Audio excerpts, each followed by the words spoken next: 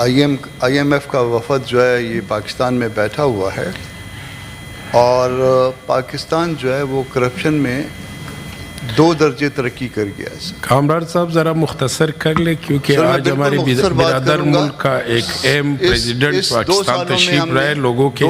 مصروفیات بھی ہے۔ جی کامران صاحب۔ جی سر، 2 سالوں میں جو ہم نے ترقی کی ہے، 2 سالوں میں نہیں سر، اس 1 سال میں 2024 میں ہم نے کرپشن میں ماشاءاللہ 2 پوائنٹ جو ہے نا ہماری وہ بہتر ہو گئی ہے رینکنگ، اور ہاں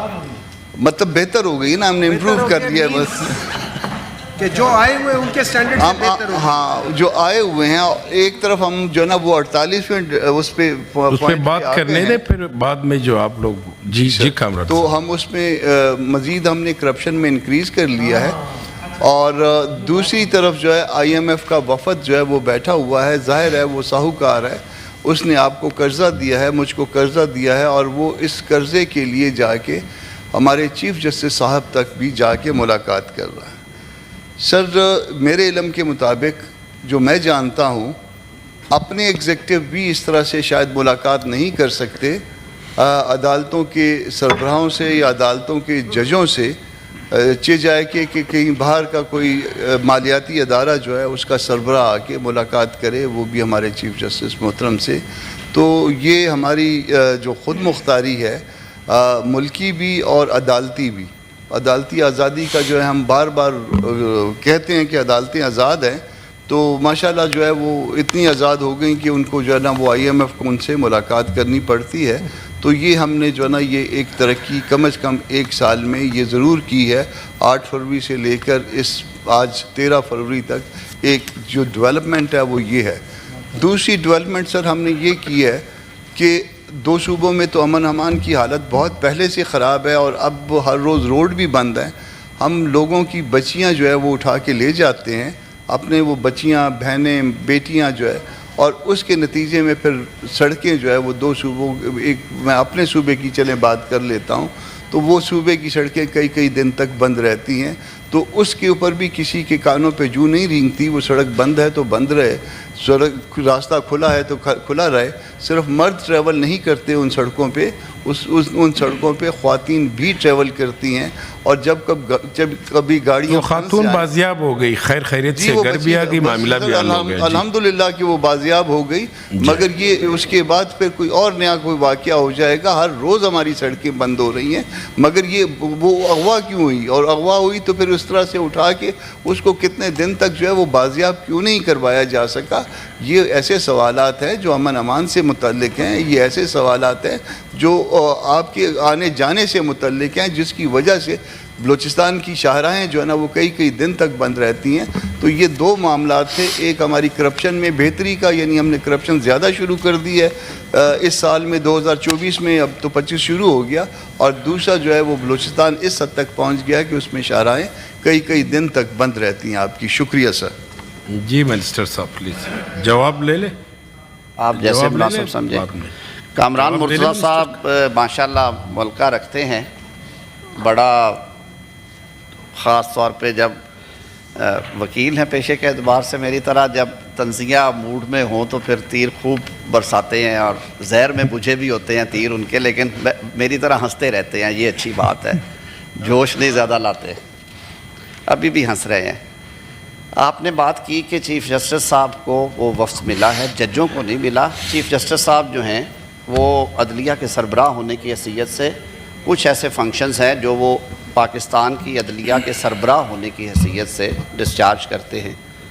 اور ان کے اپنے 2-3 پروگرامز ہیں، جس میں لا اینڈ جسٹس کمیشن کا ایک ایکسٹینسو پروگرام ہے جس میں لیگل ریفارمز ہیں، جس میں رول آف لا کا ایک پروگرام ہے جو کہ لا اینڈ جسٹس کمیشن چلاتا ہے، جس میں جوڈیشل سسٹم کا جو بیک لاگ ہے اس کو دور کرنے کا ہوتا ہے، اور ان سارے پروجیکٹس کے لیے END کے ذریعے، EAD کے ذریعے، اکنامک افیئر ڈویژن کے ذریعے حکومت پاکستان مختلف ملٹی لیٹرل جو آرگنائزیشنز ہیں ان سے گرانٹس یا ایڈز بھی لیتی ہیں۔ انہی پروجیکٹس کے حوالے سے اور کچھ مہربانی رہتی ہے، ظاہر ہے آج کل جو سیاست کا جس طرح کا معاملہ ہے کہ چٹھیاں اتنی لکھی جاتی ہیں IMF کو، اور ان میں حال پکار کی جاتی ہے کہ عدالتوں میں یہ ہو رہا ہے اور فلاں پہ یہ ہو رہا ہے، تو آپ اس پہ ایکشن کریں، اور یہ بات آن ریکارڈ ہے، میں زبانی نہیں کر رہا، ہمارے دوستوں کی طرف سے IMF کو لاتعداد خط بھیجے گئے ہیں اور بارہا بھیجے جاتے ہیں کہ جی آپ اس پہ کچھ نہ کچھ تحرک کریں. تو اس بیک گراؤنڈ میں انہوں نے تھرو پراپر چینل صرف چیف جسٹس صاحب سے ایز ہیڈ آف انسٹیٹیوشن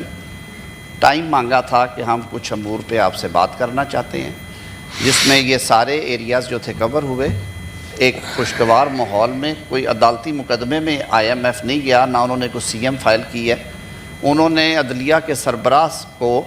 کچھ اپنے جو ان کے ایجنڈا آئٹمز ہیں کہ رول آف لاء کے لیے، کیسز کے بیک لاگ کے لیے، گورننس کے لیے کیا بہتر کر سکتے ہیں، وہ ان کے سامنے رکھا. چیف جسٹس صاحب نے جو انیشیٹوز لے رکھے ہیں لا اینڈ جسٹس کمیشن میں، اس کے بارے میں ان سے ڈسکس کیا.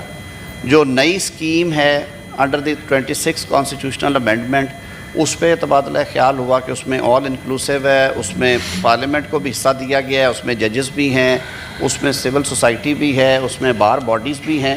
کہ یہ دنیا کے بہت سارے ممالک میں آج ترک ڈیلیگیشن ترک صدر تشریف لائے ہوئے ہیں، بلکہ ہاؤس انہیں